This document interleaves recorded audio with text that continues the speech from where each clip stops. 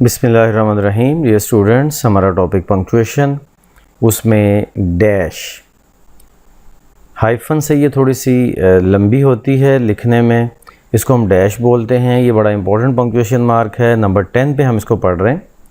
इससे पहले 9 punctuation marks हम पढ़ चुके। तो इसका फर्स्ट यूज़ है कि ये किसी भी एब्रप्ट चेंज ऑफ थॉट या एब्रप्ट स्टॉप के लिए ये यूज़ किया जाता है। फॉर एग्ज़ाम्पल, एक लेडी, एक कोई भी औरत जिसका हस्बैंड जो है वो फौत हो गया था, उसकी डेथ हो गई। अब वो कह रही है, if my husband were alive, अगर मेरा हस्बैंड ज़िंदा होता। फ़ौरन से उसने बात को स्टॉप किया, बात कंप्लीट नहीं की। But while I am at the pass, साथ ही उसने बात चेंज करके कह दिया, लेकिन पास्ट के ऊपर क्या अफसोस करना, जो गुज़र गया उसके ऊपर क्या अफसोस करना। मतलब if my husband were alive, आगे उसने कुछ कहना था लेकिन अचानक उसका माइंड चेंज हुआ, और चेंज होने के साथ ही मतलब उसने कुछ और कहा। तो अब वो जो चेंज ऑफ माइंड है, चेंज ऑफ वो जो अब्रप्ट स्टॉप है, उसको शो करने के लिए हमें यहाँ पे डैश लगाना है। सेकंड इसका यूज़ है significant pause. The hero of the story is rich, clever, charming, but a gambler.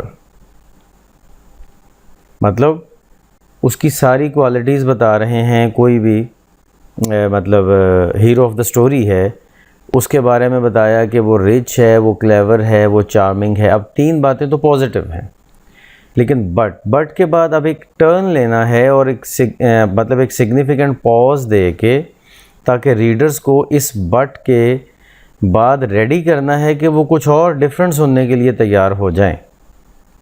A gambler, तो उस रेडी करने के लिए फिर डैश लगाया जाएगा, क्योंकि चेंज ऑफ इसमें वो चेंज ऑफ आइडिया आ रहा है ना, इसलिए एक पॉज, सिग्निफिकेंट एक बड़ा पॉज देना ज़रूरी है।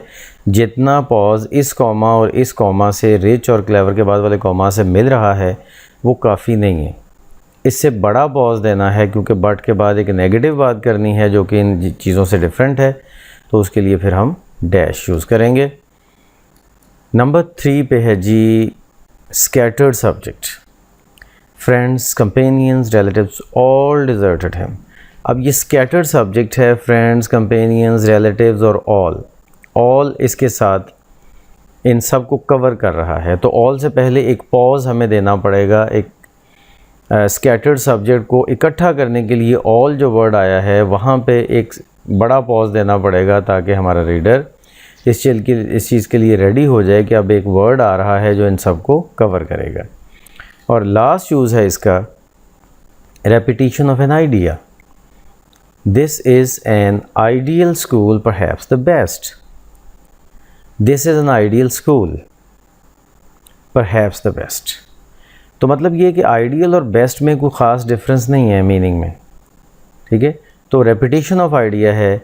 तो अब एक बात कह के दोबारा फिर वही बात कह रहे हैं, तो दरमियान में फिर एक बड़ा पॉज आना चाहिए जो कि डैश से शो किया जाएगा। यही 4 इसके यूजेस हैं। That's it for today. अल्लाह हाफिज़।